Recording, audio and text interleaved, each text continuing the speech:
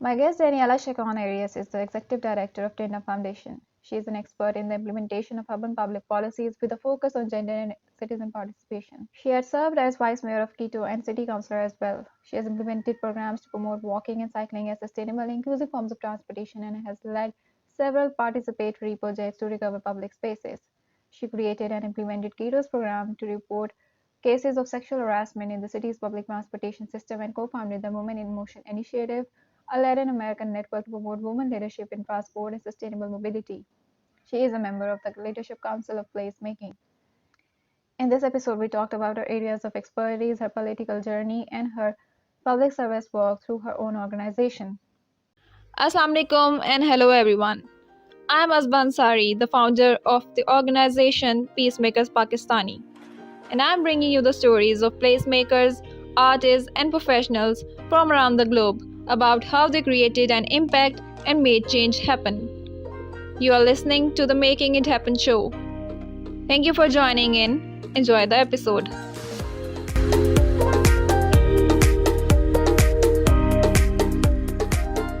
Hello, Daniela. Thank you so much for joining me today. How are you and how's life going? Hi, Yasba. Hi to everybody that is listening, and thank you so much for the invitation. Hello from Quito, Ecuador. Yes, I'm looking forward to the conversation and also to know about Quito. I have been looking at the pictures and it's a beautiful place. Loving it. Okay, so let's begin. And the question that I begin with is always, how did you find your passion for public spaces and placemaking? Well, I think it was kind of like something that I had ingrained in me, but I didn't realize until I became an elected officer to the municipality of Quito. So, as a citizen before becoming an authority, I would go to public spaces, the parks, certain places where street vending, which had been part of my culture, and also just walking in my neighborhood and playing in my neighborhood, in my parks and in the streets, and always feeling, a sense of safety and community. But that was something that I didn't really understood or realize. And then when I became an authority and started thinking about the impact a public space has in a community and in a neighborhood, I started working with communities to recover their public spaces and going through the process of understanding what does the public space mean for them. What is it that is important or not? What do they want about the space? And through those processes, I worked in a couple of initiatives from the municipality of Quito that we recover a couple of public spaces, which were very interesting processes. And through that process, I started studying because I didn't know anything. I wasn't trained on it. I started studying and I started investigating and researching, and then I found, a whole lot of information on the placemaking movement. And I contacted the people and I was like, hey, I'm doing this in Quito. Like, can you guys help me better understand the process? And that's how I ended up working much more, like with method, understanding the process, and just making it a part of my daily life, but also, of course, my passion. Very nice. And I'm so glad that you became a part of it and we get to meet and talk about it. So, okay, now tell me that uh, you have shared your process and you started learning it. So, when did the Tandem Foundation came into being, and what are your aims and objectives and the lessons so far from it? Yeah, okay. So I was city councilor of Quito from 2014 to 2019. And I also was a vice mayor of Quito from 2014 to 2016. And when I was working at the municipality of Quito for those 5 years, I worked a lot in public spaces, in sustainable mobility, citizen participation. But I didn't like the politics part of it. And I struggle very much with it because I feel like I'm much more of a doer technician and not much of a political negotiator. And so when my term was up in 2019, my team and I and many other people that I met through the process of working at the municipality and being, a local elected authority, I realized that public service for me was not only politics. When I entered politics, I thought that that was the only way to do public service. And then, after I didn't like it, I was like, oh my God, what do I do now? And so I realized that I could still do public service through civil society and continue to fulfill the process of helping communities better connect to their local governments so that they can, address together their needs through policy, through legislation, through public spaces. And that's how Tandem Foundation was born. It was born out of our commitment to public service at the local level, and our sense of we were tired of the politics, and so we wanted to keep doing the same things, but not have the pressure of being a politician. Okay, so I would like to appreciate that spite of being, despite of being in such position, and and you are so humble and down to earth, and also very much, focused and determined about the public service, which is actually something required from politicians. And I'm so happy, and I feel that your community is very lucky to have you. And okay, so what has been the lesson so far from this foundation or the work you have been doing? Any lessons that, anything that keeps you going? Yeah. So we are actually going to be 5 years old in May this year. And I feel very proud, to be honest with you. I mean, sometimes I think women have this imposter syndrome. And sometimes I feel like I may not be doing enough to impact my community. And then, I look back at when we started in 2019 and when we are now in 2024, and I feel a sense of pride because, we've grown the organization, not only in terms of more people working with us, but also in the reach we have in our country. We are not only working in Quito, we are working with smaller municipalities in all of the regions of Ecuador, in the coast, in the Andes, in the Amazon, working with very small municipalities that have very few capacities and few resources. So what we can bring to those communities has a much higher impact that could have, in a city like Quito, which is, the capital and already a big city and already, a lot of things happening in the city.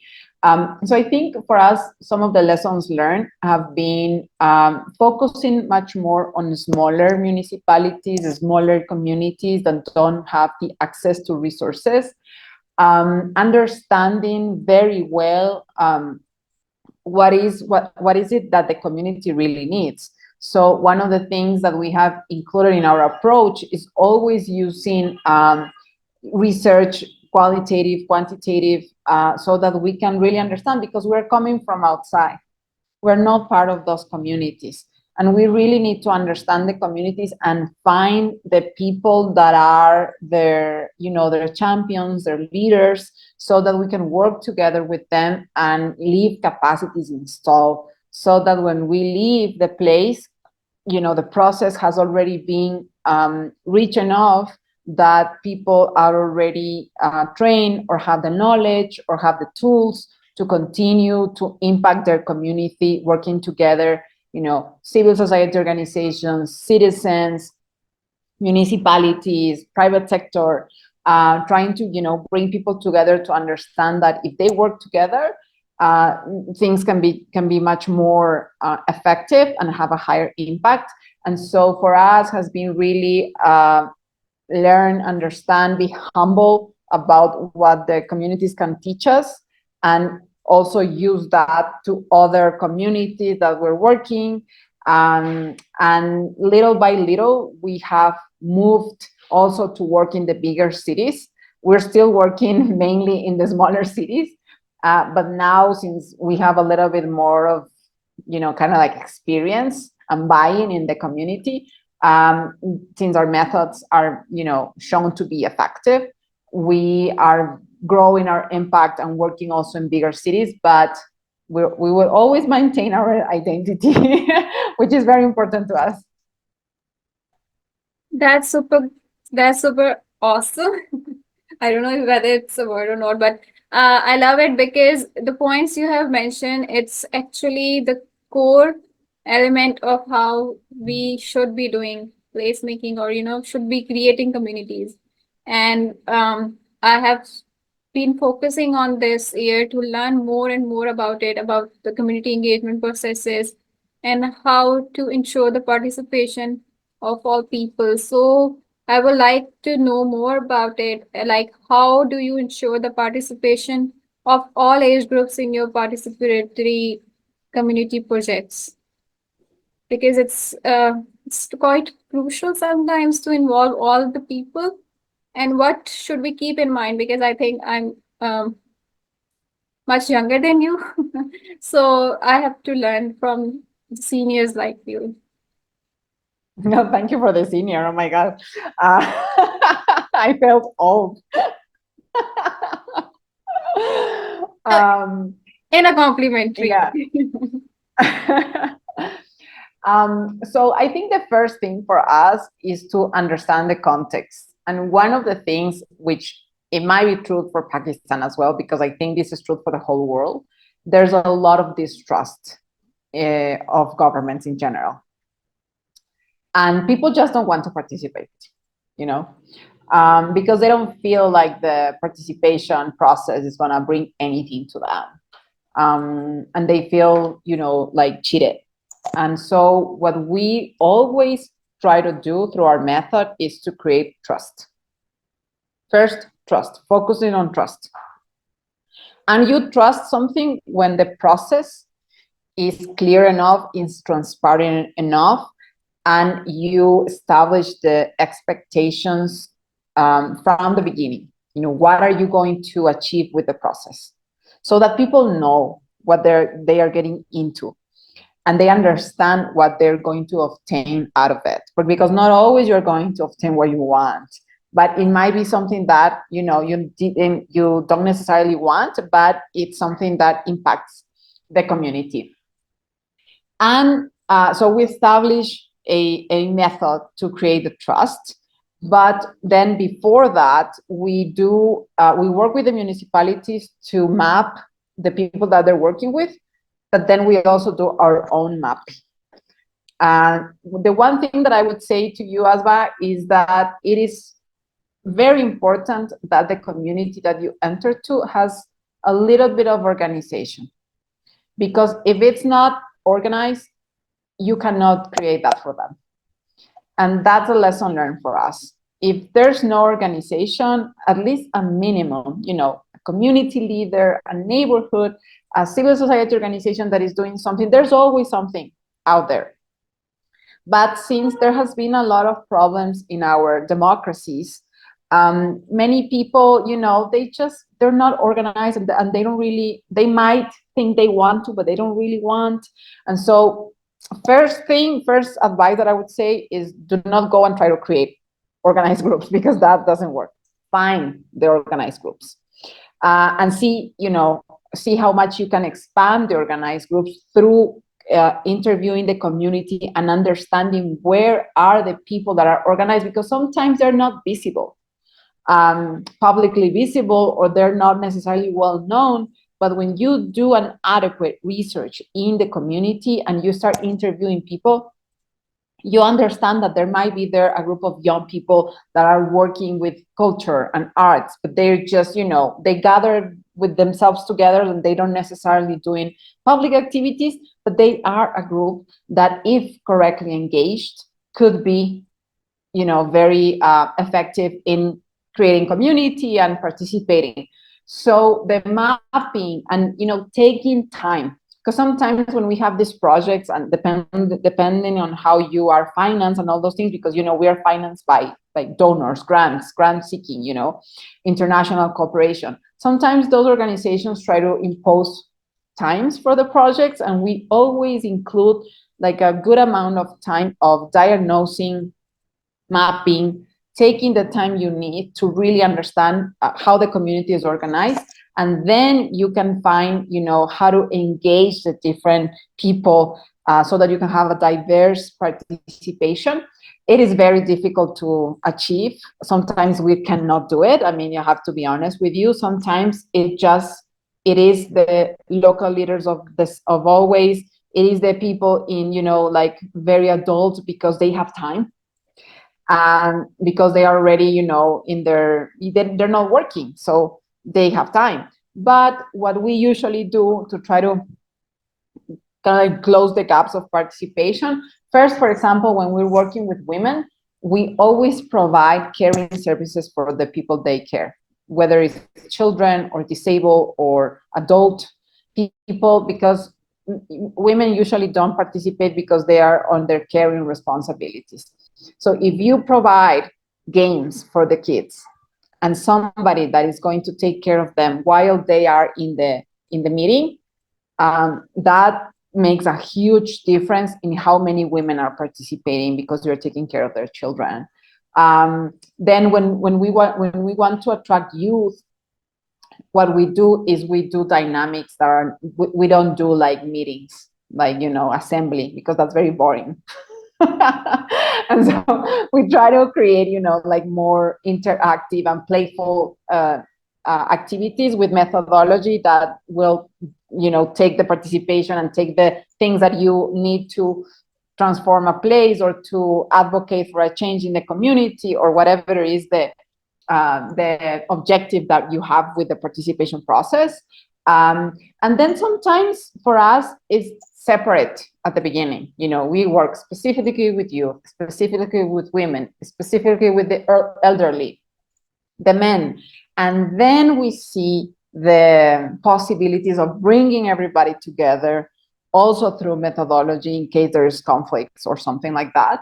Because sometimes when you mix everybody, it doesn't necessarily give you the result you want, because there might be groups that have a higher voice and that block the other groups. So sometimes it's better to work separately and then find a way to start bringing the community together once you've identified kind of like what are the things in common and how to solve the conflicts within them.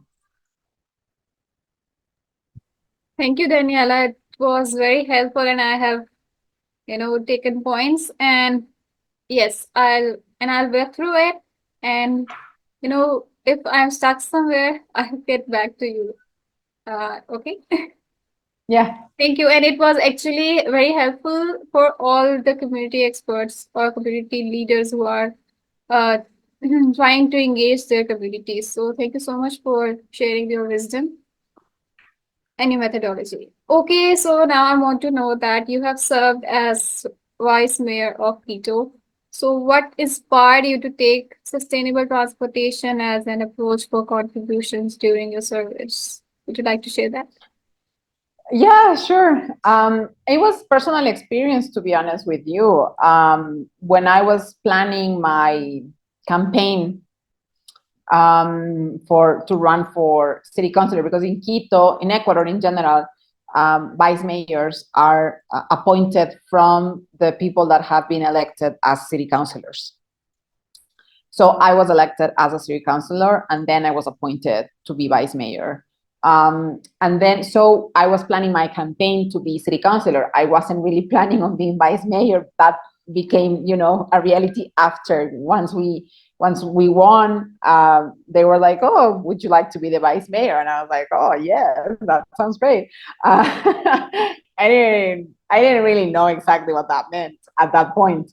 But I was like, yeah, sure, why not? And then I became, the second woman to hold that office in my city. And at that time, the youngest, I was 32. And thank you. And so when I was planning my campaign to run for city councilor, I had two main issues. One of the first was mobility in general. So I was talking about sexual harassment in public transportation, which was something that I had lived for many occasions, using the public transportation in my city and walking in my city. And then also trying to walk more, bike more, use more public transportation, because I went to the United States to do my master's degree. I lived in Washington, D.C. for 2 years, and then in Denver, Colorado for a year and a half. And it was impressive to me because since before that, I never left my city. So I didn't have anything to compare to. And mind you, this was 2009 when I left to study. When I arrived to the US and I saw that I could walk freely, that nobody was catcalling me, that nobody was harassing me, that I had very large sidewalks, that there was a good public transportation system, because I went to a city that had a good public transportation system, has a metro and very strong line of buses, that you could use your bicycle and you will be safe. I was transformed as well. I was like, oh my God, you don't need a car to move. This is amazing. I love it. And then, of course, I was like, I'm going to tell you this story and you're going to laugh. So we were talking with my friends, with my Latina friends in DC. And we were like, the very first months that we were there, and we were like, you guys, are we not pretty in the US? Like, why is nobody saying anything to us when we walk in the streets? And then we realized that it was sexual harassment, like, because it was so normalized that we thought it was part of the experience of walking and using public transportation. That was something that we had to live. And so when we experienced the opposite, we were amazed. And then we realized, like, oh my God, it was all wrong, to start with.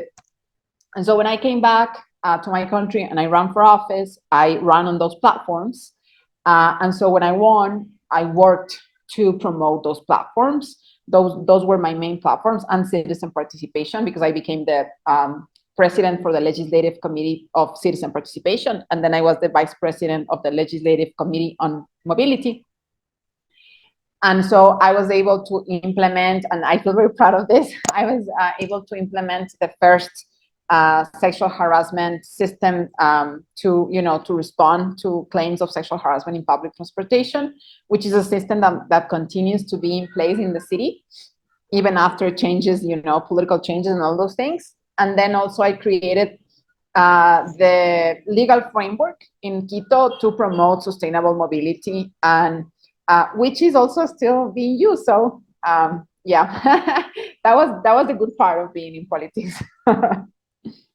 I'm so glad and I'm so inspired by you. And congratulations for all of the work you have done and for all your achievements. And I'm so happy to hear you talk about it and being proud of it. And, you know, and the story you shared. And actually, I didn't laugh at it because it is actually true that once we see a different perspective or a different way of living, we realize that we have been living with the problematic situation. You know, the thing you're talking about, the sexual harassment. Sometimes there are different factors that we see as normal things, and they are not normal. Actually, they are abnormal.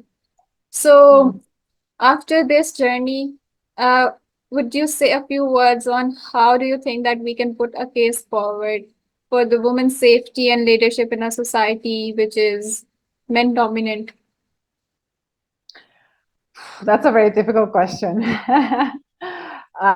Because in my case, I decided not to continue in politics because I experienced political gender-based violence. I had a voice which was uncomfortable for the people at the top.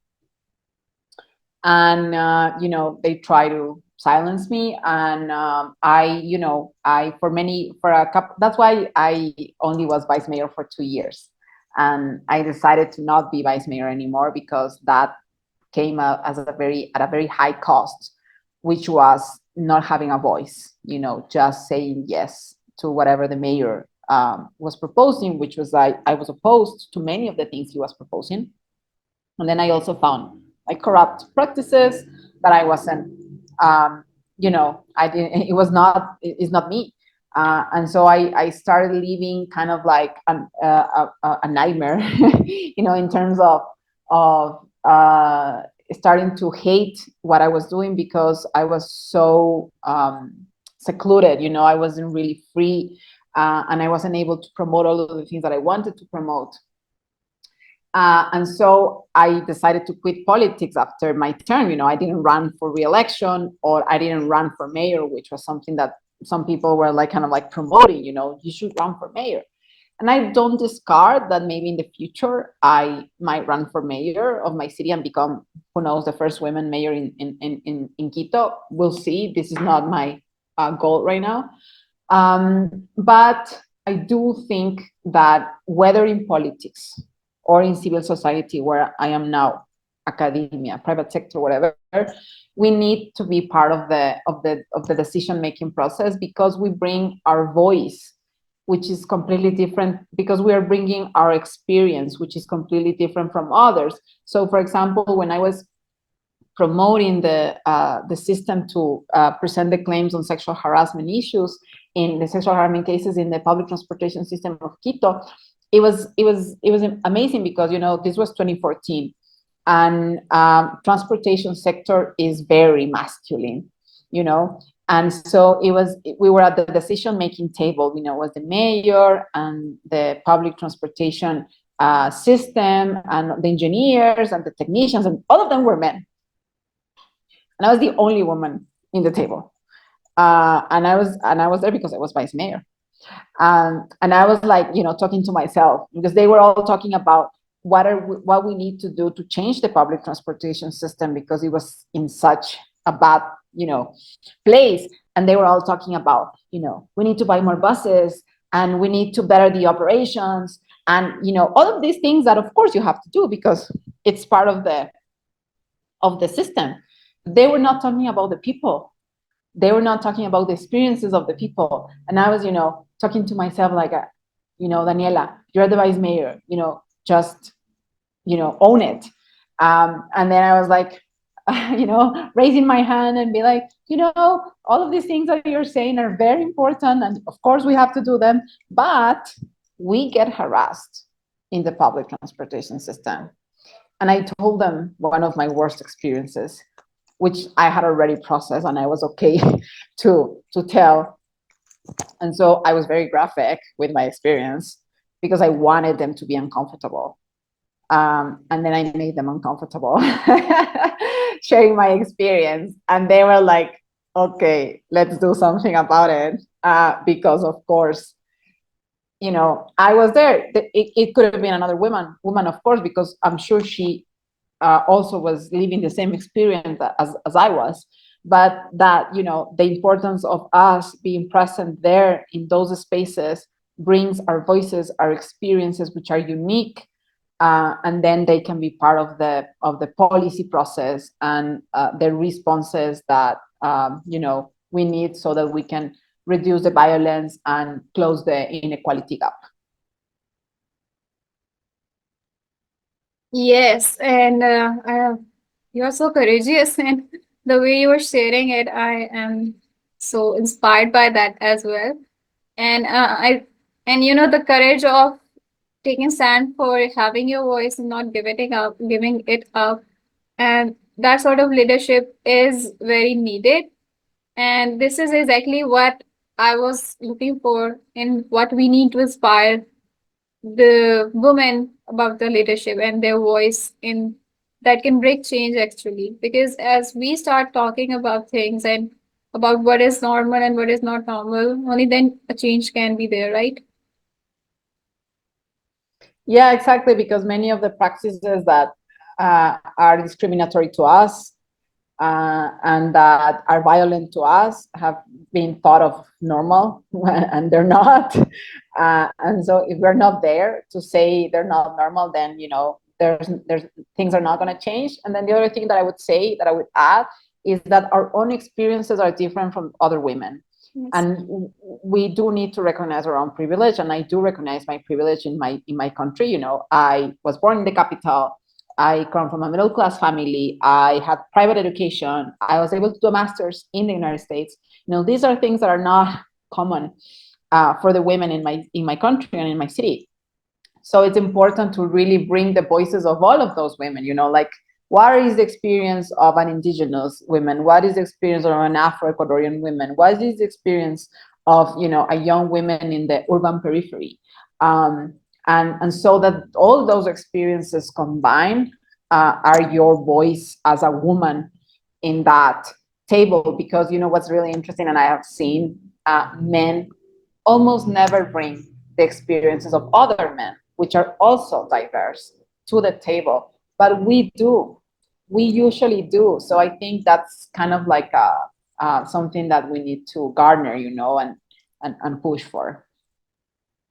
Awesome. Yep. I agree to that. And exactly the point about the privilege of, getting the education or getting the, anything, or actually the voice, the confidence that every sort of privilege bring with us. And we need to use that. That's so true. Thank you so much. I still struggle from exploring and talking about experiences from the place of being a woman. And when I hear other women talk about it, it gives a lot of empowerment to me and a courage to share as well. So I really great. I'm glad. Thank you. Okay, so these have been a bit of professional questions. So I want to ask an emotional one, maybe your personal one, which is that you live in Quito and it's a beautiful place. And I've seen that it looks like a Spanish architecture and, great place. So any place attachment stories you would like to share about your place, about your country? Well, it's kind of like two things that are completely different, but they work together, you know. And one is a place, and the other one, I don't know. I mean, it is a place, but not in the necessarily in the placemaking urban type of type of place. So we are surrounded by mountains because we're in the Andes chain of mountains. And so you've seen the pictures. We have like these peaks of mountains in our city, and I feel an identity to the mountains. And it's funny because, you know, I didn't realize this until I left my city. Because when I moved to the US to study, I went to a city that was, you know, very plain. It didn't have any mountains. And, you know, when I would ask for directions, people would be like, yeah, you leave the metro station and then you go north. And I would be like, but how do you know the north if you don't have a mountain? Like, where is the north? Like, I don't understand. And I realized, you know, like how important the mountain was for me. Because we have a mountain in Quito that is called Pichincha, which is like the main one. And actually, since I came back, all of the places that I have lived, they are places where look to the mountain, and that I don't have anything that would, you know, take my view of the mountain, take out my view of the mountain. Because sometimes they build, you know, like the buildings, the horrible buildings, and they take away the sight and the views that it should be something very important in Quito. I think in Quito we should prohibit very high buildings, because then you don't see the mountain. And the whole idea of living in the Andes is the mountains. And then the other thing that I would say is that in my city there's a park that is called Parque La Carolina. And it's one of the biggest parks in the city, and it's a very urban park because it has the lake, it has the soccer, football, you know, courts, and the basketball courts, and the games for children, and, you know, the bike paths, and it's a park for everybody to be. And it's in the center of the northern part of the city. And I have had experiences in that park since I was a little girl. Like, my dad taught me how to ride a bike there. And now I am teaching my son how to ride a bike in that park because we live nearby. And it is purposeful for me to live nearby the park because I feel that that's a place where you connect with a lot of other people in the city because it's such an important park in the city that everybody from the city comes, whether they live very far away or not. There's a lot of diversity in the park because now we have a more diverse city, with people from other countries. And so you see that diversity in the food, in the people, in the way that people talk. And then you have all of these activities that connect you to your community, to your family, and to your city. And so I'm trying to teach my son, he's 8, to understand the place, from the kids' perspective, of course, but to start also, kind of like feeling that sense of this is mine, and I have to take care of it, and this is my park, although it's everybody's park. Yes, that sense of ownership. That's very sweet. And that I would say that that mountain has become a landmark. We see buildings in the city as landmarks, and while living in the mountainous areas, you see maybe mountains as the landmarks. And yes, that's what builds our identity, and that's so true. I love it. And I think because you live in a mountainous area, I think that also has an impact on your humbleness, I think, because I've seen that mountainous people are sometimes very humble. So I think I so, because the mountains are so like, yeah. they're so huge, and you need to ask permission whenever you want to go to a mountain. And I do mountain climbing, Okay. um, and I've climbed the Pichincha, which is the mountain that I told you, and it was such a humbling experience. But yeah, I do think that, and also we're a little bit more secluded, because since the mountains kind of like put us together like in a smaller place because it's not open. The mountains are there and they kind of like close you. So we also have the bad part of it, which is we're much more close people than people that are, from open places. And that's a challenge as well. Yes. Lovely. Okay. So Daniela, we have been talking about the questions that were solely asked from you, but now I'm going to ask you questions which I ask everyone, and I love that. And that's sort of rapid fire session. So let's start that. And okay, now tell me what drives you, what keeps you focused on your work.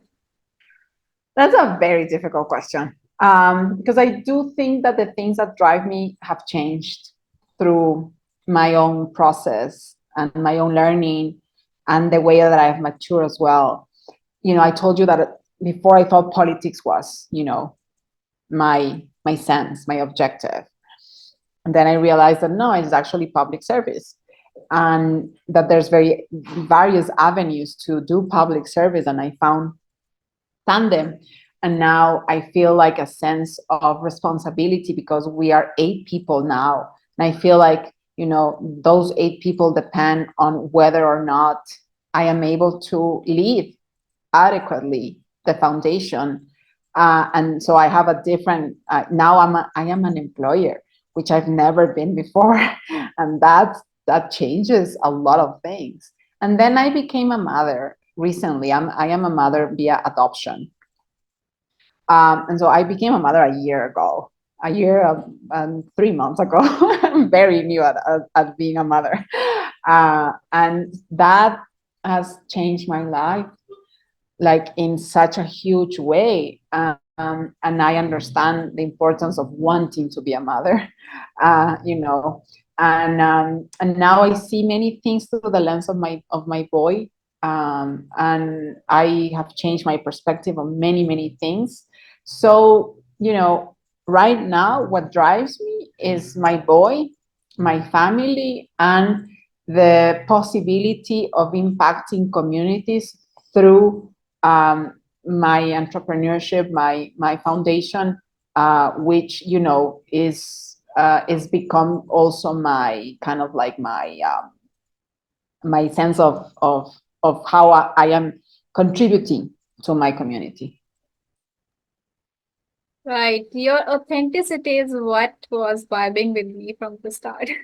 Now that you have shared that, you actually allowed your journey to dictate how you're going to live your life, or you allowed the nature to dictate your pace. So very inspiring again.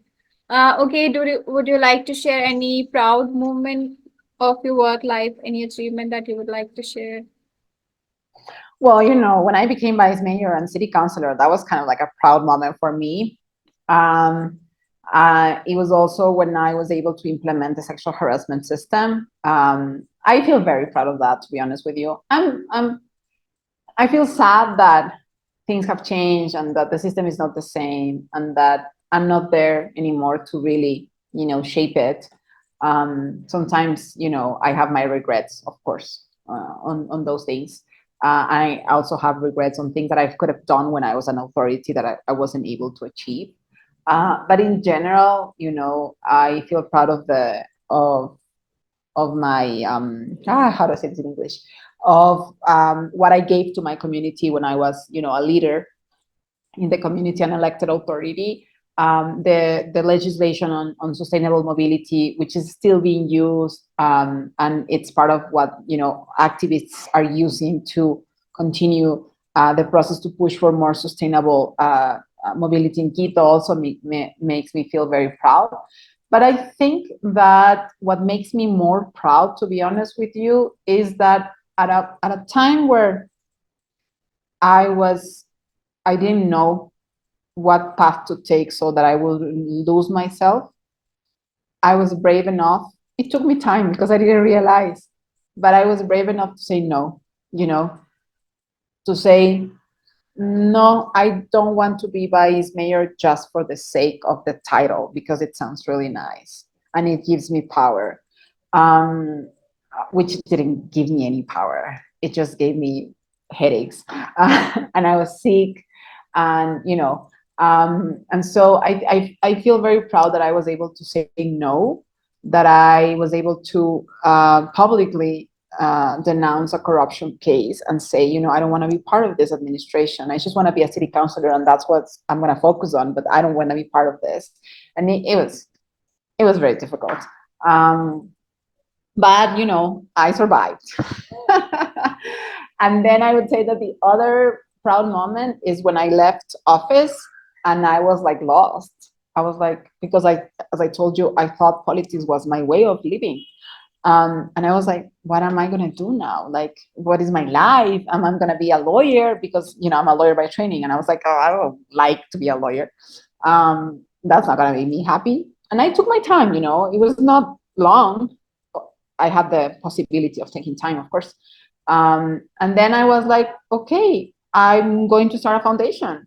I have no idea what does that mean, but let's do it. And I found a way and a path to continue to do what I'm passionate about, and not necessarily, at that point be like, oh yeah, I'm gonna be a lawyer.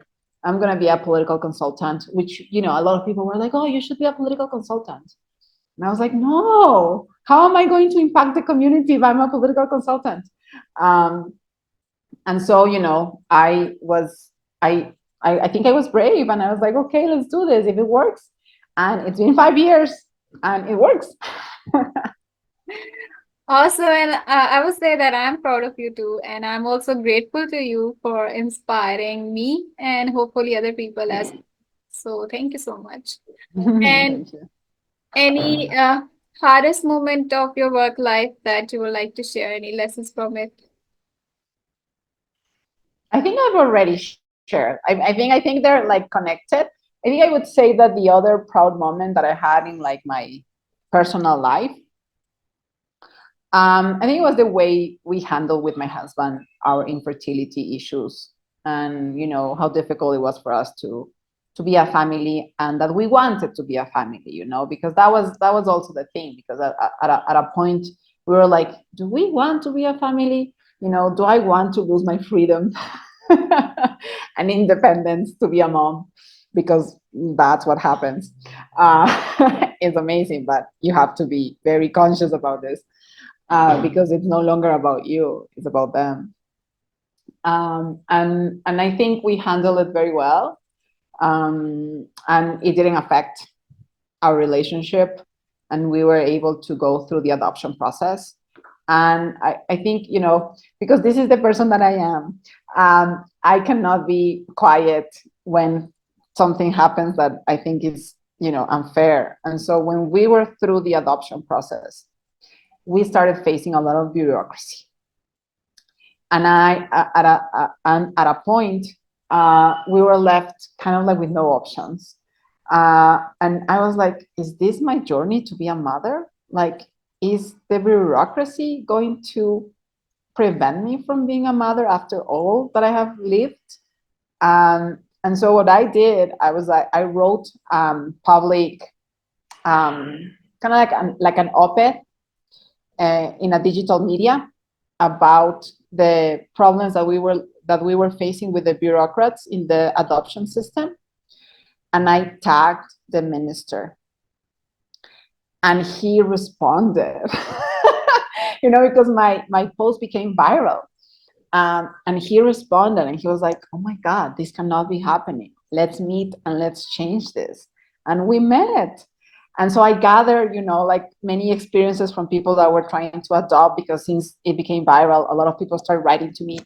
And I was, I'm kind of like a public figure still in my country. So people sort of recognize me. And I have a lot of followers in Twitter, and so we met with the minister, and he changed the system. And now people are, adopting faster than they used to.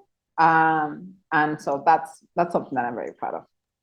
That's great. So you turn your challenges into opportunities and you make the best out of it. Awesome.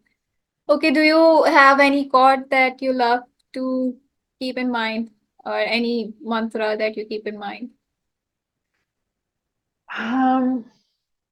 Very good question. I don't think I ever thought about it. I think maybe try to remind myself that, like, I can make it, that, because I question myself all the time, which is a very bad habit. But I think it keeps me awake in terms of what the things that I need to do, but it also sometimes prevents me from really appreciating the journey and not focusing only on, the end. And I think I've learned to appreciate the journey, and just to kind of like you said before, like let the journey guide and dictate, without necessarily focusing so much on the end. Because when I was focusing so much on the end, I almost lost myself. And so I think that's kind of like the mantra. Wait. Okay. Do you have any opinion about Pakistan, or you don't know? Do you know anything about it? Very few, to be honest with you. I mean, I know that you have had your problems, with India and the whole independence and the conflict. I've met several people from Pakistan when I was living in the US, but not as much as I would have liked to. I've not tried Pakistani food, which is terrible, like, and I keep informed in terms of like the general things that happen in the world. And, sometimes, of course, about Pakistan. But to be honest with you, it's very few what I know. I'm sorry. No problem. I just like to know about people's opinion about Pakistan and what we should bring forward to the, through the global connections, and how we can improve on better understanding and relationship, basically, and trust building, of course. So I'm glad that you met few people in US, and I hope that experience has been a good one. Yeah, it was a very good one. They Yes. were also handsome. Oh my God. Beautiful and handsome women and men. I was like, ooh. But maybe if I can ask a question to you, Yeah. if there's an answer to this question, because it might be kind of like too strict, is kind of like what would you say identifies you as a Pakistani? Uh, for me as a Pakistani, what I see as my identity. Are you saying Mm-hmm. that? Yeah. I think okay, now that's a difficult question for now if I see that. Okay.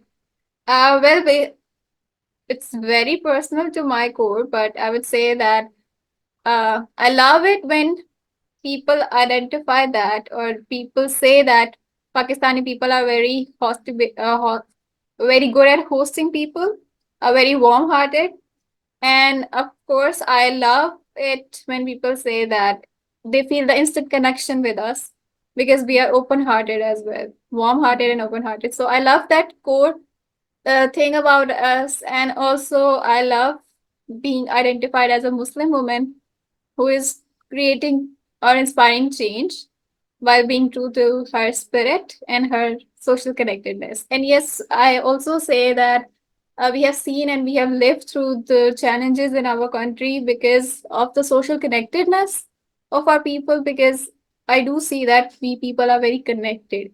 We keep, we like to keep our social ties, and that's also part of our religion. So I love that part of it.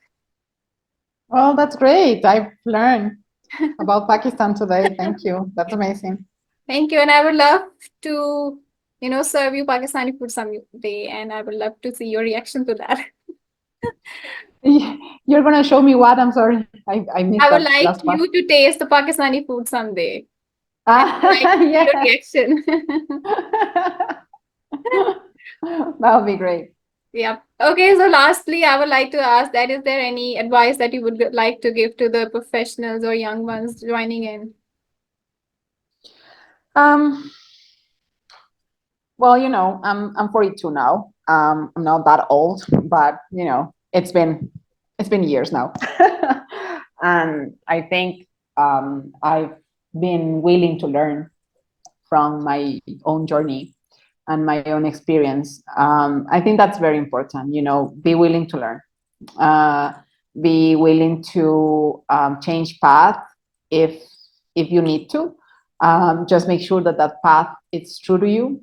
But sometimes we're very closed, and sometimes we are not able to see, kind of like the broader perspective or the bigger picture because we might be in our own kind of like a horse race, and so for me, I think the success of what I've been doing, if that can be called success, has been that, has been being able to learn from myself, from others, being able to recognize when I was wrong, although it might be painful, and try to amend if possible to yourself and to others, and enjoy it because we only have one life and it goes so fast.